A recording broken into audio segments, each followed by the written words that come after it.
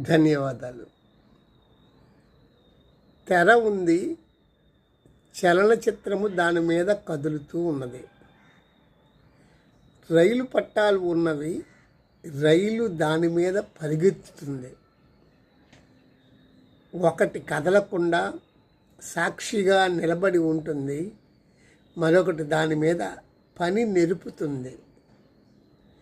లోక పనితీరు ఈ విధంగానే జరుగుతూ ఉంది. భగవంతుడు సాక్షి మాత్రుడుగా ఉంటున్నాడు. ప్రకృతి అంటే ప్రాణశక్తి అయిన సన్నిధానములో కార్యనిర్వహణ నెరుపుతుంది. ఆత్మసాక్షి మాత్రంగా మనలో నెలకొని ఉంది.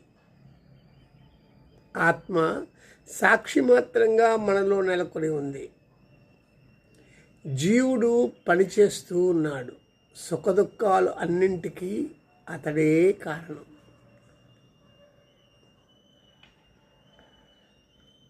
ప్రకృతి అంటే ప్రాణశక్తి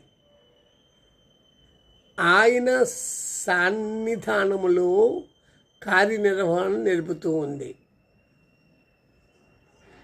ఆయన అంటే ఆత్మ సన్నిధానంలో కార్యనిర్వహణ నెరుపుతూ ఉంది.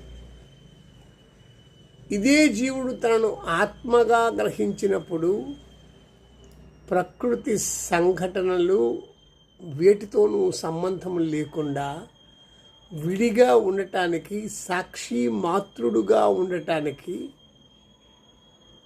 అతడికి సాధ్యమవుతుంది. ఆత్మలో ఆనందం అనుభవిస్తూ ఉంటాడు. ఇది అందరూ జాగ్రత్తగా పట్టుకోవాల్సింది. ఆత్మలో ఆనందం అనుభవించేది ఎప్పుడు, ఎలా? ధన్యవాదాలు. ఉంటా.